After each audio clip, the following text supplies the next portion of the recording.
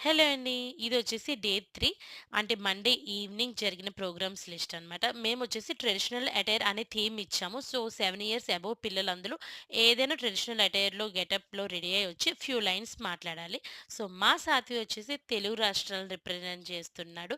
And తెలుగులోనే speech కూడా ఇచ్చాడు. అండ్ నెక్స్ట్ సుహాంత్‌ని నేనైతే పంజాబీ గెటప్‌లో రెడీ చేశాను. పంజాబీ బాయ్ కింద. సో, బాగున్నాడు కదా క్యూట్‌గా.